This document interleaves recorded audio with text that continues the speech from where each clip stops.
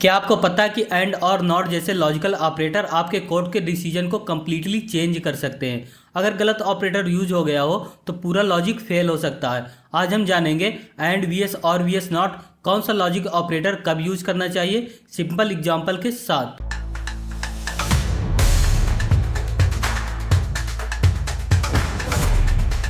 Hello guys, मैं हूं नितिन केसरवानी और आप देख रहे हैं साइड बिल्डअप। अगर आप जावास्क्रिप्ट या किसी भी प्रोग्रामिंग लैंग्वेज में कंडीशन लिखते हो तो लॉजिकल ऑपरेटर बहुत इंपॉर्टेंट रोल प्ले करते हैं। लॉजिकल ऑपरेटर को यूज हम मल्टीपल कंडीशन चेक करने के लिए करते हैं। जावास्क्रिप्ट में मेनली 3 लॉजिकल ऑपरेटर होते हैं, एंड और नॉट। हर ऑपरेटर का काम अलग होता है। कभी हमें दोनों कंडीशन चाहिए होती है और कभी एक कंडीशन ट्रू हो तब भी काम चल जाता है, और कभी ट्रू को फॉल्स और फॉल्स को ट्रू में कन्वर्ट करना होता है। इस वीडियो में हम सिंपल लैंग्वेज के साथ समझेंगे कि एंड और नॉट ऑपरेटर कैसे काम करते हैं और रियल कोडिंग सिचुएशन में कौन सा ऑपरेटर बेस्ट है। इस वीडियो में हम समझेंगे एंड और not, truth, real time example और शॉर्ट सर्किटिंग बिहेवियर के बारे में। तो सबसे पहले हम समझेंगे एंड ऑपरेटर क्या होता है, इसको हम कैसे यूज करते हैं। चलिए एग्जाम्पल के साथ देखते हैं। यहाँ हम वेरिएबल लेंगे एज और इसमें वैल्यू देंगे 25। एक वेरिएबल और लेंगे हैज लाइसेंस, इसको कर देंगे ट्रू। अब एक कंडीशन लगाएंगे, तो कंडीशन लगाने के लिए हम यूज करेंगे इफ का। क्या लिखेंगे? इफ। अब यहाँ देंगे हम कंडीशन, तो कर देंगे एज ग्रेटर देन 18 और यहाँ यूज़ करेंगे एंड ऑपरेटर का और यहाँ वेरिएबल देंगे हैज लाइसेंस। अभी आपको हो सकता है समझ में ना आ रहे हो, मैं पूरा लिखने के बाद आपको अच्छे से समझा दूंगा। यहाँ लिखेंगे कंसोल डॉट लॉग, यहाँ एक मैसेज देंगे यू कैन ड्राइव और इल्स में देंगे message console dot log you can not drive.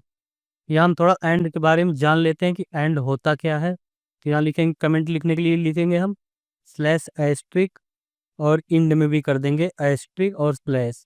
ठीक है। अब इसके बीच में हम जो भी लिखेंगे वो एग्जीक्यूट नहीं होगा।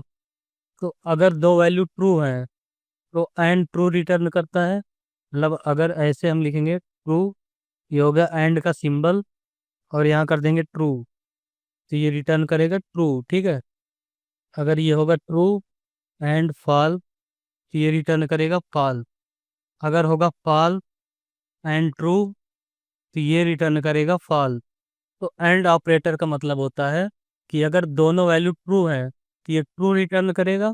अगर इसमें से कोई एक वैल्यू फॉल्स है तो ये फॉल्स रिटर्न करेगा, चाहे वो स्टार्टिंग में फॉल्स हो या एंड में। मतलब अगर एक वैल्यू फॉल्स है तो वो फॉल्स रिटर्न करेगा। ठीक है। मतलब इसमें दोनों कंडीशन ट्रू होनी चाहिए तब ये ट्रू रिटर्न करेगा। तो यहाँ हमने क्या किया है, हमने एक वेरिएबल लिया एज, इसमें हमने वैल्यू असाइन कर दिया 25। ठीक है। और हमने दूसरा वेरिएबल लिया हैज लाइसेंस, इसमें हमने दे दिया वैल्यू ट्रू।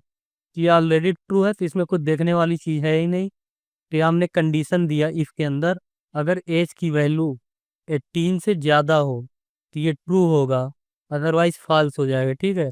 तो यहाँ हमने दिया 25, तो ये 18 से बड़ा, तो यहाँ हो जाएगा 25 ग्रेटर देन 18। तो मतलब ये कंडीशन ट्रू हो रही है।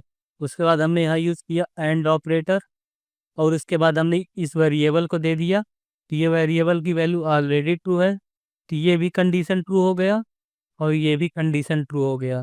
तो इस केस में ये वाला मैसेज प्रिंट होगा। ठीक है। तो इसमें प्रिंट होगा यू कैन ड्राइव।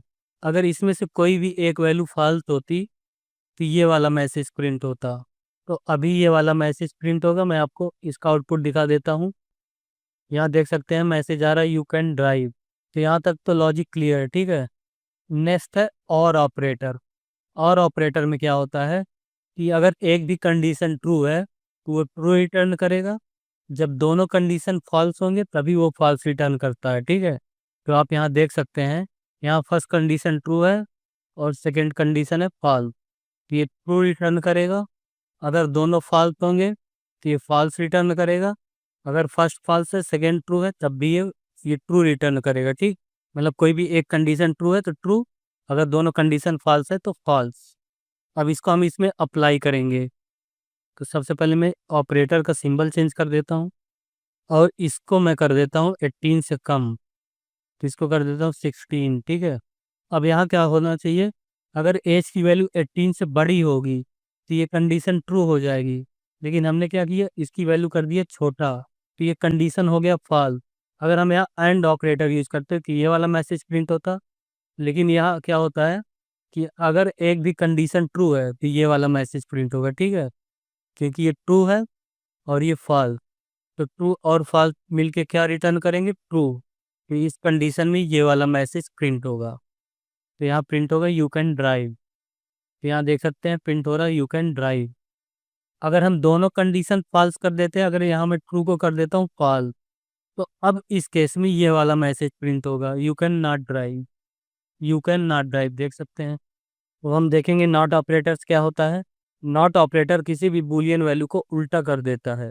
अगर वैल्यू ट्रू है तो नॉट उसे फॉल्स बना देता है, अगर वैल्यू फॉल्स है तो नॉट उसे ट्रू बना देता है।